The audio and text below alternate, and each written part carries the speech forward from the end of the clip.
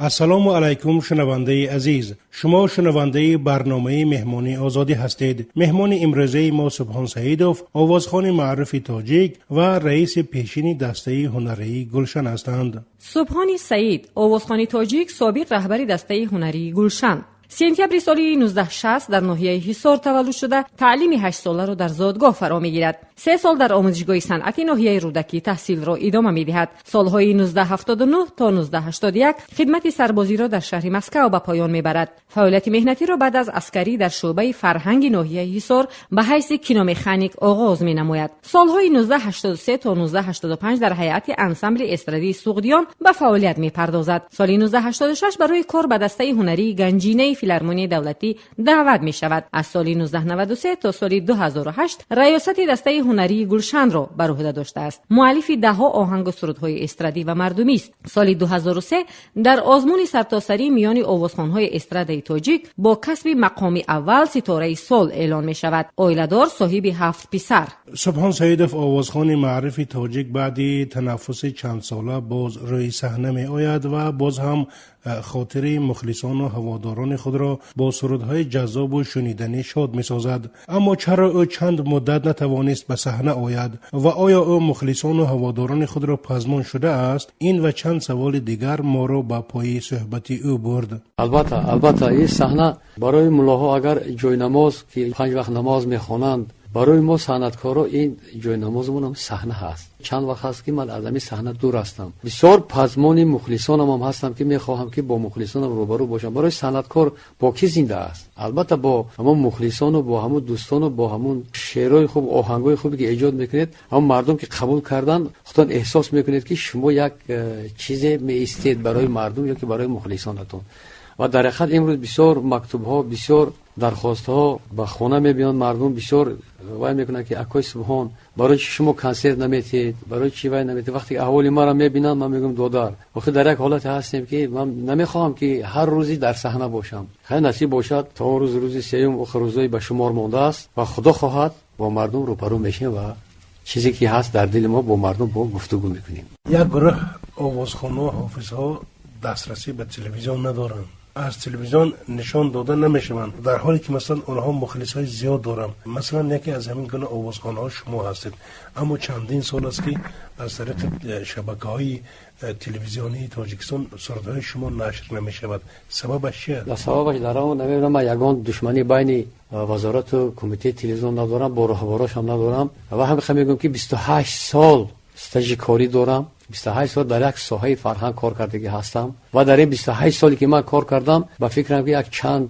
رئیس و چند وزیرها علی شدن و فکر میکنم که وزیرایی که بودن که در همین ساحه وزارت فرهنگ یگان گر دخل هم نداشتن که و یا نه از صنعت با خبر بودن، نه از فرهنگ، نمیدونن که صنعتکار چی حال داره، برای صنعتکار چی لازم است. او یک مخ نفرای گرفتن در وزارت موندن که و یا نیمش عالمی که مثلا دیگه کارا میکردن، تحقیقات علمی دیگه داره، او رو گرفتن وزیر کردن. من یا خودم در نظر ندارم، به مانند من چندین نفرای آوازخوان هستن که از تلویزیون گم هستند، نیستن، برآمد نمیکنن. وقتی که آدم صنعت اصیل دارد و وقتی که برای صنعت دلش میسوزد و وقتی که میبیند که اطراف با گفت رسول همه چیزی فالشیوی، امروز تلویزیون رو تماشا کنید، نه ایجادات سعدی هست، نه ایجادات رودکی، نه حافظ، نه علایق، نه دیگر اشاعره معاصر و اشاعره خودمون تماما سروده نمیشود. یگان شعر، فقط آهنگ خودم، شعر خودم بافتم، فقط یگانه من تماشا میکنم. من چند سال است که با همه تلویزیون، هر روز تلویزیون خطیم هست،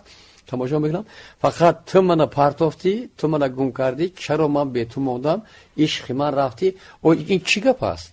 مفکوره که جوانای مخلصایی که این روز جوانا دارن تماما کاسته شدگی هست. من امروز در آمفی‌تئاتر جمع میشن یا دیگر من مخلصایی که جمع میشن، روید پرسید که یک بار که از سعدی شیرازی یا که حافظ یا که ارودکی یک شعر گابزن که همون شعر معنیش گابزن، اگر باور کنید و این سال کورس پنجم میخواند، خود در یونیورسیته، خود در دیگر دانشگاه‌های عالی، و نمیدوند که رودکی کی. بعضی ها میگن که در تلویزیون نشان دادن و یا ندادن آوازخوان‌ها با اراده و میل و خواهش اعضای یک عائله وابسته هست. شما همین گپا رو شنیدید؟ ما یک چی گفتم میگذارم که امروز وزیر تعیین میکنن، او وزیر تمام خش تاور خودش میبره در کدام سایه نباشه، خاک کمیته خاک کجا گوجایی که نباشد. ما فکر میکنم در حکومت شوروی خیلی نبود، لیکن امروز یک وزیر تعیین میکنن و وزیر تا خش تاور خودش جمع میکند تا صاحب ماشین تا صاحب خانه در میشد که و وزارت کساد میشه، ساحه کساد میشه. من 28 سال استاژ کاری دارم. من حاضر اگر که روید همین اینطوری گرد از وزارت فرهنگ بعضی آدمایی که در وزارت فرهنگ امروز کار میکنن با استاژ کاری من در کابینت نشستم. من راهبر گلشن بودم. من وقتی راهبر گلشن بودم من مینت نمیکنم، معاش که اکستم میگرفتم سالهای بود که 15 سومان 20 سومان ما معاش میگرفتیم، لیکن که با حرمت همین عزت احترام مردم که بود، مردم میگن که جورابک مراد یک گپ داشت، یک سخن داشت که همین خلق اگر ما با یک تینتیت ما زنده، اگر یک تزند ما مرده ایم. همین چیزی که امروز شرافت خلق عزیز ما برای ما کرد، ما اروی همین یک دهنان خلق امروز در بین همین صحنه هستیم. برای که من دیگه کار کردن نمیتونم، من تجارتی کردن نمیتونم، من ریکت شدن نمیتونم، من یک کسا خونه‌اش دزدی کردن نمیتونم، فقط در خون پوست من این سند جور شدگی هست. سوال من جواب نداد که همین یعنی آیا درست است که اونهایی که از تلویزیون نشان داده نمیشوند یا اونهایی که در تلویزیون زیادتر نشان داده میشوند همینها را یک عائله معین اداره میکرده است و با پیشنهاد آنها مثلا سلامت باشید. ما چند مدت دست پیش که سیاه بودیم، روی خط سیاه بودیم، نه که گفتن نمیگیریم که این روی خط سیاه کی کرد. اینا خودش آدمایی که اگر خونه خودشو میفهمه که در روی خط سیاه من غلطه بودم، عثمان الله رحمت و سنگلی میرزایی ملکه سعید و جورابک مراد چندی، لیکن من نمیدونم که این خدمتی که ما از سال 93 گرفته همون گلشنی که من راهبرش بودم تا این روز آوردم در دستی که حالم شاگرد من راهبر گلشن هستم، ما همونا پراکنده نکردیم. سال وزبینی ما یک چیز ندوزیدیم. میبخشید دولت نه اپاراتور داشت، نه ماشین داشت، نه بی ما حساب کیسه خودمون هم ماشین هم اپاراتور هم گفتیم مردا که چیزی که بود یک ژگولی داشتیم، همونا بر میکردیم، خدمت دولت هم میکردیم. می بردیم سلیستان همون بعد از کنسرت مثلا اینا داشت سومین مهمانای عالی قدری که مسکوی پرزیدنتای دیگر جمهوری ها می اومدن، دولت وزارت فرهنگ برای ما یک تین نمیداد، یک ماشین جدا نمیکرد که ما همون اسبابمون بار کرده برده کنسرت دولتی گذاریم، یا که اپاراتوری همون گلساوی میگه اپاراتوری نداشت که ما برده خدمت جناب عالی کنیم. در همون گویم که در همون مهمونایی که در دچ سامی جمع میشدن با هم رفیقایی که اپاراتور داشتن بسیار چیزا میرفتیم التماس میکردیم، بسیار موزیکانتایی که در کار نمیکرد التماس میکردیم، می اومدیم و کنسرتی دولتی که امروز مهمونایی که وجه میشدن برای خاطری که پگه ملت آباد شود. لیکن امروز این خدمتایی که ما کردیم اومدم من امروز اپاچه محروم شدم. مثلا من خوب هستم، وزارت فرهنگ من 28 سال کار کردم، یک بار مرا عیادت نکردن، یک بار. این خیلی وزیرا در پیش من صدها علیش شده، با این وزیرش هم علیش میشود.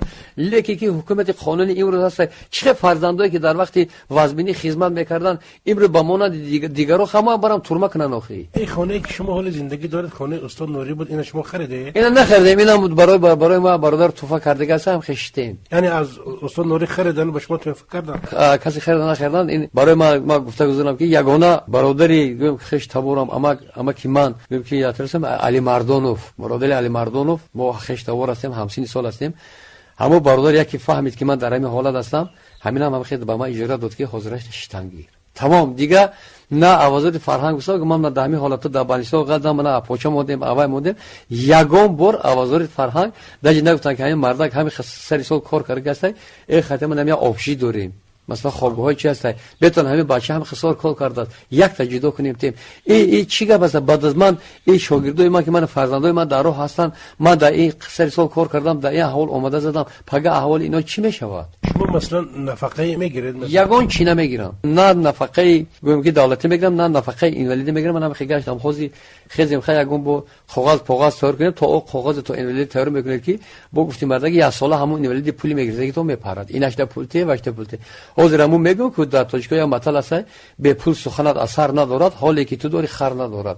این دور سوز بود که نیمه 100 روبله نیمه 100 روزه حاضر نبرات شدگی. من شنیدم که با اون خاطر شما از صحنه تلویزیون بیرون کردن که یا که در صحنه تلویزیون راه ندادن که شما چند مدت مثلا چی شدید گرفتاری نشأمنده شدید، به همه خاطر که نمیخواستن نشان دهند. برادر من بودم نبودم یگان تی راهبرای تلویزیون یگان کس آدم اومده گفتن نمیتونه که سبحان سید همین کرده است، اگر با چشماشون دیده باشن اومده گپ زنه که برادر تو همین کارا کردی. کردیم نکردیم، بودیم نبودیم، این گذشت ما خودمون میدونیم. لیکن در کدام حالتی بودیم نبودیم، ما همون گفتی آدما که راست بودیم در ساعت صنعت خودمون شده بودیم. امروز اگر یا من در نظر میذارن، اگر امروز کوفته بریم، اگر در بین صنعتکارای جهان امروز گره یا من نه ده ها گرفتار این مواد مخدر هستند، یا من نیستم. اینا همشون میدونن. این پروسه یک چی میگن؟ همون شما یا اوله گفته کو همین اوله یا وزیرای میمونن و کسی خواهد همون خودش خش تبار خودش چیز هست همون وای میکنه. برای که اگر ما بر صغیرها گفتیم مردک برآمد کنیم، ممکن که ریتینگی اون حافظه‌ای که باید داتیزون برآمد میکنه ریتینگ باید پاس میشه. برای که صنعت اعلی است. چیزی تازه هم وقت در درون افلاسی میستاد. همه تیلو فقط در درون افلاسی هست کو، نه که تازه میستاد. برای همین فقط همین مواد پیش پا میمونه. مثلا شما 28 سال در ساحه صنعت فعالیت کردید. انسامبل گلشن هم که انسامبل دولتی هست، چندین سال در این انسامبل رهبری کردید. هیچ گونه پاداش مثلا مکافات یا جایزه عنوان نداره؟ نه، برای که برادر چه گونه بخشید پراپیسکی ما کم ترک بزرگتره ما حساریم. 70 سالی که حکومت شوروی گام زدن، در همین 70 سال حکومت شوروی همین محلچگی از بین ما رفتگی بود. نبود. همه ما قریب که هم انتخاب بودیم، همه ما رفت آمد داشتیم. خودی من نمیدونم که من کی کلوب رفتگی هستم، کی غر رفتگی هستم، کی گوجه رفتگی هستم. برای که همون چیزی که پیشتر دل میکشید حاضر هوای نیست. برای یا وقت در همین بعد از جنگو چند سال پیش بود، همین آریزاباد وحدت توی رفتیم، باور که توی گذاریم درون کشیدن که شما حساری ها نامرد، شما حساری ها آمدن ماها کشتی. خرید دامجه که کانفلیکت های جنگ میشدیم. لیکن من گفتم برادر من بایویگ نیوخی، من صنعتکار و کسی کرده نکرده قطعی وای گوزنید. لیکن نگاه کنید گناهی بایم در سری ما هست، برای که ما حساری، برای اروی حساری بودگی ما عنوان برای ما نیست. و تقابازی هم نکردم. مثلا کجایی میبودد عنوان میگرفته؟ اگر ممکن از طرف دیگه منطقه میشدم میگرفتم، ممکن از کلاب میشدم، از دنغره میشدم، ممکن میگرفتم. مکافات کلان میگرفتم. خاک مکافات کلان نمیگرفتیم، از شایسته میشدیم. 28 سال استاژ کاری دارم. برادر حاضر رفته همه زویزدها حساب کنید. کدوم من امروز که زویزدهایی که در من میشناسید، ستارهایی که میدونید، من نمیگم بعضی گفتیم مردا که 1 سال در ساحه فرهنگ کار کرده نیست، وای اصلی شایسته. ما برای شما یک کنسرت پر مخلص آرزو داریم. آرزو میکنیم که انشاءالله سلامتیتون خوب میشد و از همه مهم راهی شما شکسته نشود. به شما برای کار و موفقیت. سلامت باشید. من بسیار میندار هستم که امروز با عادت من اومدید. باز یک بار دیگه تشکر با رادیوی آزادی. این یکم رادیو است که به فکرم که آزاد است، مردم اینا دسترس میکنن، گوش